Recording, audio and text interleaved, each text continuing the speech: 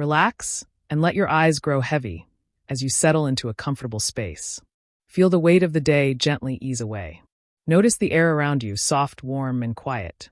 With each slow, deliberate breath, you begin to drift, a gentle lull as your body softens and your mind quiets. Our story today sets sail at the edge of a high mountain village, where silver moonlight spills across cobbled lanes and the hush of night drapes over ancient stone walls. There, in a little workshop hidden behind climbing ivy, we find our Candlemaker, working softly by lantern glow. Let your attention wander, as if you're one of the flickering shadows on the wall, drifting closer to the Candlemaker's lantern-lit window. Your breath is quiet, each inhale full of calm, each exhale releasing every last whisper of tension. Imagine now that you gently step closer to that warm doorway. Feel the smooth stones beneath your bare feet, cool but not cold, welcoming each step. With every soft tap against stone, your mind sinks deeper into peace, letting go of the day's events. A gentle breeze drifts through the open window, brushing your cheek like a loving whisper. It carries the subtle sense of melted wax and warm beeswax. Each breath you take in, deeper and more relaxed than the one before. You feel safe. You feel calm. Your eyelids grow heavy now, your body sinking further into relaxation. Now softly, the Candlemaker's voice reaches you.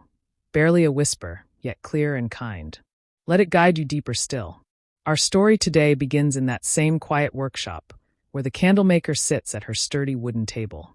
Tiny motes of dust hang in the lantern's golden glow, drifting slowly downward, like memories easing into dreams. She dips a simple rod of beeswax into a shallow pool of warm tallow. Each dip is slow, deliberate, a rising swirl of molten light. Every motion is soothed by the soft crackle of embers in a nearby hearth. Let that crackle echo in your ears, soft, comforting, steady. As she lifts the candle, molten wax glistens in the lamp's glow. She pauses, her fingertips brushing a delicate rune carved into the wax. In medieval times, candlemakers sometimes inscribed runes to bless the home, to protect hearts from worry. Feel the warmth of that tradition wrapping around you, comforting and safe. You lean in, drawn by the hush of ritual.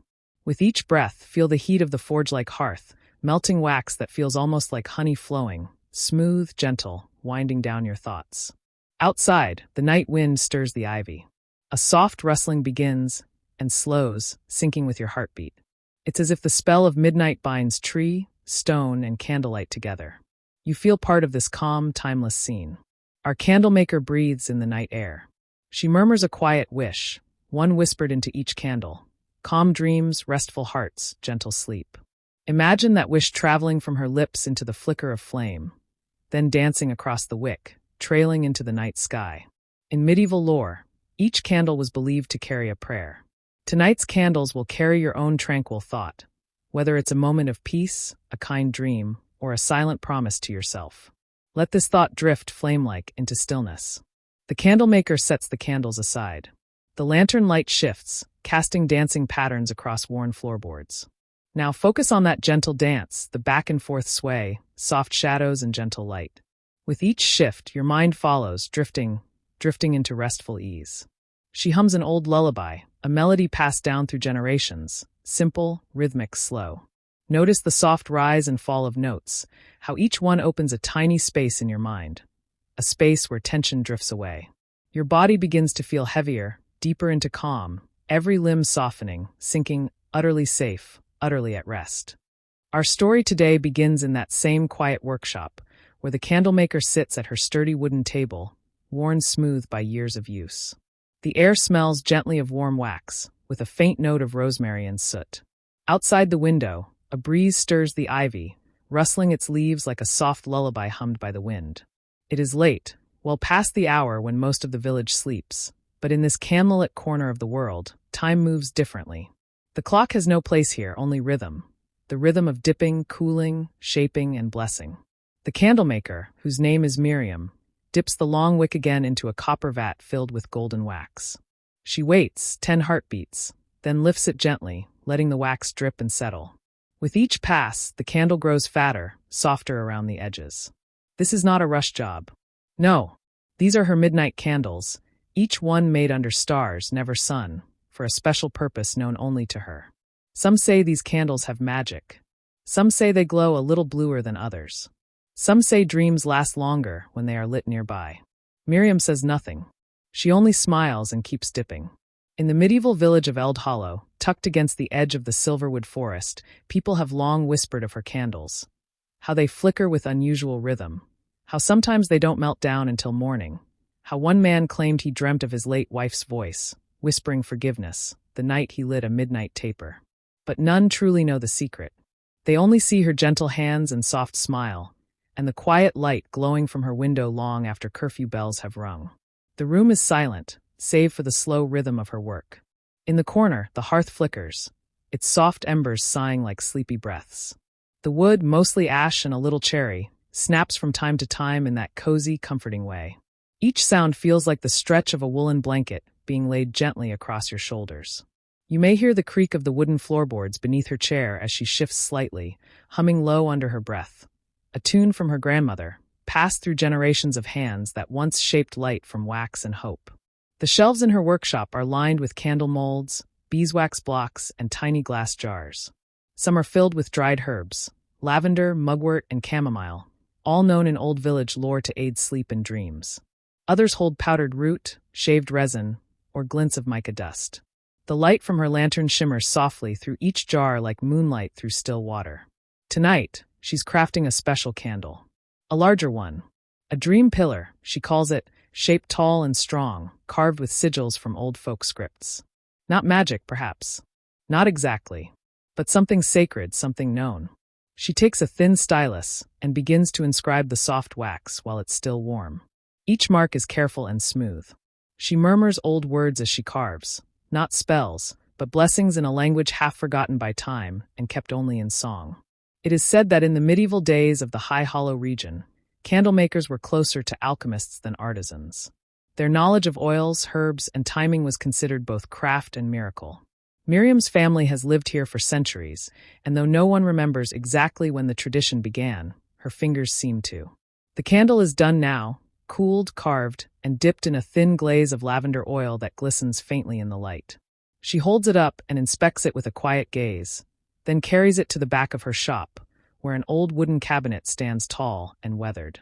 Inside the cabinet are 24 other candles, each unique. Some tall, others round. Some with bits of crystal pressed into the wax, others wrapped with silk thread. All of them carry names written on tiny parchment tags.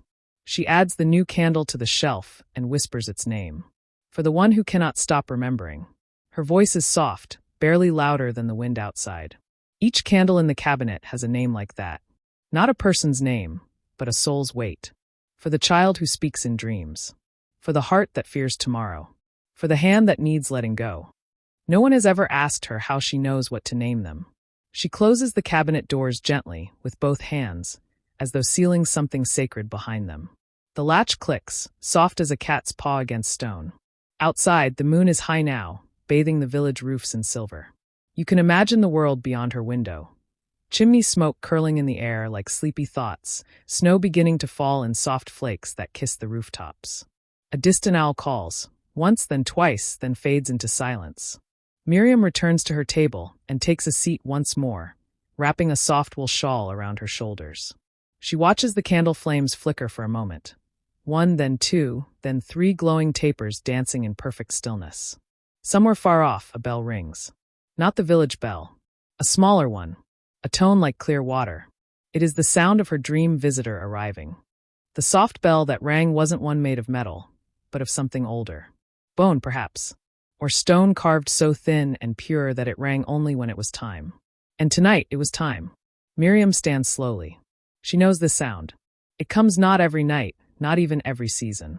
But when it does, it means a dream has come calling, one that needs tending. She moves to the center of her workshop, where a wide circle of slate tiles forms a perfect ring. The rest of the floor is wood, worn and soft. But this circle, it is ancient, not placed by her, nor by her grandmother.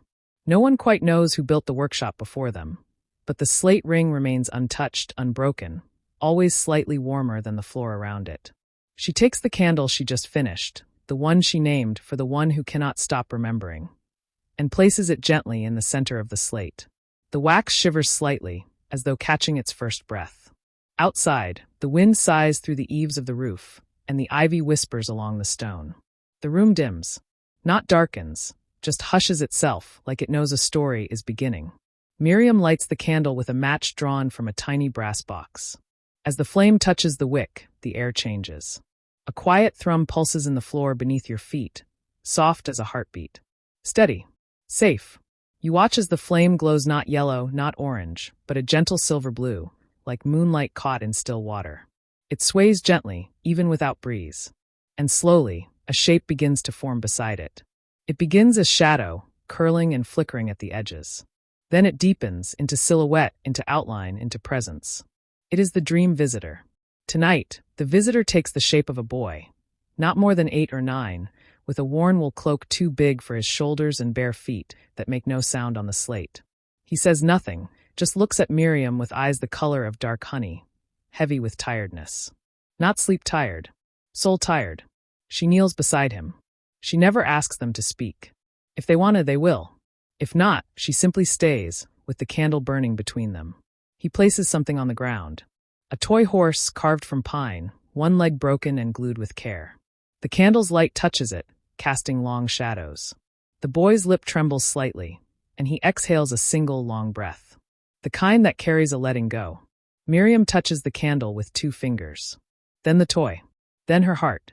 And the candle flares, just once, like a deep sigh made of light. Then the boy vanishes. Not in a snap. Not in fear. Just fades. Like mist warmed by morning. The candle still burns. You may wonder what just happened. But you don't need to know everything. Not tonight. Just feel the hush of it, the way the room feels softer now, the way your chest feels just a little lighter. Miriam closes her eyes and whispers again. For the one who cannot stop remembering. She picks up the toy horse, still warm where the boy's hands had held it, and places it in a small drawer under her table. One of many. Each drawer holds tokens left behind. A feather, a ribbon, a page torn from a storybook. Nothing magical. And yet, everything's sacred. She sits back down. The candle still burns, though smaller now. It will go out before morning, and when it does, the memory will have settled. Not erased, but softened, eased. Outside, the snowfall thickens.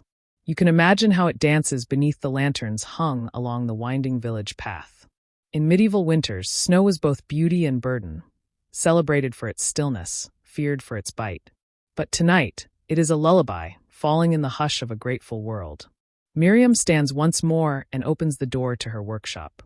Cold air rushes in, but gently, like a curious cat peeking inside. She steps out onto the threshold and holds the candle for a moment in the night. Up above, the stars are vivid, sharper than city stars. These stars are old friends. Travelers, watchers, keepers of dreams. She tilts the candle slightly, letting a single drop of wax fall into the snow. It hisses briefly, then vanishes. This, too, is part of the ritual. Returning warmth to cold. Returning memory to rest. She closes the door. Inside once again, she begins tidying her table. Folding cloth. Placing tools back in their drawers. Each sound is soft, deliberate, familiar, like a bedtime rhythm of its own. You begin to feel your own thoughts quiet now, like the candle's flame. Not gone. Just gentle. Slow. Miriam turns down the lantern, and the room falls into amber hues. She walks to the back, to her cot tucked behind a faded curtain, and wraps herself in a wool blanket. The hearth crackles a little louder now, as if to say, rest now. You've done enough tonight. And so she does. The wind settles outside like a heavy quilt. The village beyond Miriam's shutters lies still, blanketed in snow, hushed and glimmering under starlight. Only a few flickering lamps remain, one in the baker's loft, one above the chapel gate. All else is tucked beneath the soft weight of sleep. Inside her little shop, silence blooms like a flower. The hearth glows low now, little more than embers. But even that faint light casts long, dreaming shadows on the walls. Shadows shaped like leaves, like wings, like drifting thoughts just before slumber takes hold. And near the center of the room, the dream candle still burns. It is much smaller now, the wick curled like a comma in a sentence not yet finished. Its light is steady, but its purpose is fulfilled. Soon it too will sleep. But before that last glow fades, something gentle stirs. It's not a person this time. It's a memory. Not sharp or painful, but soft, like the scent of bread from a window you passed once long ago. or the sound of a voice calling your name from somewhere you can't quite recall. From the candle's light, a shimmer rises. It dances in the air, weightless, wordless, and drifts slowly through the room. Miriam doesn't wake. She doesn't need to. The memory floats toward the cabinet. The one with the 25 candles, each named not for a person, but for a feeling too long carried. The shimmer settles upon one. For the heart that fears to hope. The cabinet hums, just once, like a breath caught in a song, and the shimmer melts into. The flame is gone now, and yet a glow remains.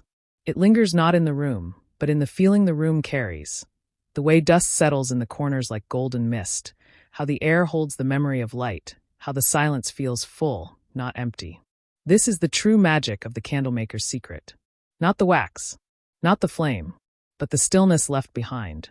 Outside, dawn begins to breathe. Not rise, not break, just breathe. There's a subtle shift in the sky's color, a turning from indigo to deep gray blue, like the soft inside of a robin's egg. Somewhere in the woods, a thrush stirs. Not yet singing, but dreaming of it. Back in the village, shutters begin to creak. A cough from a chimney. The squeal of a cartwheel in frost. Morning, slow and uncertain, begins its return. But here, in the shop, time still lingers between the ticks. The space between inhale and exhale. Between candle and day. Miriam stirs. Not quite awake. Not quite dreaming. That perfect middle place we pass through just before we open our eyes. She doesn't sit up. She just listens. Listens to the quiet. To the rhythm of her breath. To the soft knock of tree branches brushing the shutter. And to something else. A name. Not spoken aloud. Not written on parchment. Just a feeling. A presence. And when she rises, she knows which candle must be made today. She does not eat first. She does not stretch. She simply moves to the table and begins. This is how it has always been. The candle chooses the day. The day does not choose the candle. She heats the wax slowly, stirring clockwise, always clockwise, the way her grandmother taught her. She sprinkles in 2 leaves of valerian, 1 pinch of ground rose petal, and 3 drops of lake water, gathered only on the first full moon of spring. It is a blend known for centuries to calm the spirit. The recipe is written in no book, passed only in dreams and hands and whispers. As the wax warms, Miriam prepares the wick. She braids it from 3 strands of linen, threads pulled from a cloth given to her mother on the eve of her birth. That cloth, now just a scrap, lives in the drawer beside the matchbox. It smells of lilac and age. She dips the wick, lifts, waits, and dips again. Each time the wax clings and thickens, shaping itself like memory, layer by layer, warmer with each pass. She does not rush. Rushing, she says, cools the soul before it's ready to be held. As the candle forms, she begins to whisper. Not words, exactly, but hums, breath sounds, tonal things, the language of flame. She doesn't remember when she began doing this. Perhaps she always did. Her grandmother did too. She once said that flame understands feeling better than speech. So Miriam hums, and the candle listens. By now the sun has touched the very tops of the eastern trees. Not yet warming the village streets, but outlining rooftops in the faintest glow. The candle is nearly complete. This one is round and pale as snow. No carvings. No herbs on the outside. Just wax, soft and flawless, like a pearl before it meets the sea. She names it, for the dream that never dares arrive. Then she closes her eyes and smiles, not because the work is done, but because it has begun. In a few nights or a few months, someone in the world will whisper something, on a pillow, into a cold hand, or just silently inside their chest. And that whisper will drift. It will float past stone and storm, tree and tower, until it finds its way here. And when it does, the candle will know. It will warm slightly. Shift, maybe. Just enough for Miriam to feel it. And then, she will light it, and the story will begin. Back outside, the sun finally spills its gold across the path. The snow turns from silver to cream. The roof tiles glisten. A dog barks. A child laughs. The village stirs like bread rising in a warm oven. Day has returned. But inside the Candlemaker's shop, it remains quiet. And sacred. Because this is not a place of time. Not truly. It is a place of memory. Of release. Of soft light and long sleep. And tonight, again, as the sky darkens and the stars wake, a candle will flicker. And someone's soul will sigh. As the sun rises higher above the stone chimneys of Eldhollow, villagers begin their morning rhythms. The baker dusts his apron. The blacksmith stokes coals that never fully sleep. The weaver cracks open her shutters and yawns into her sleeve. But Miriam does not join them. Not yet. She moves quietly through her space, tending to the details others forget. She opens her windows just a crack, letting the crisp winter air curl through the room and meet the warmth of the hearth. She brushes stray wax flakes from the table into a small copper bowl. Each flake will be melted down again, nothing wasted here. She pours a mug of hot nettle tea and lets it steep beside the coals. And then she returns to the cabinet. Her hand lingers on the door, fingers brushing the carved vinework etched into the oak.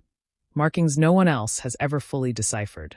They say the symbols are ancient, older than the church tower, older than the hills even. Her grandmother said they were from a time when people sang their wishes to the moon and the trees hummed them into truth. Inside the cabinet, the candles rest quietly. One catches her eye. It's not flickering, not glowing, but it's leaning, only slightly, just enough for Miriam to know. She pulls it gently from the shelf.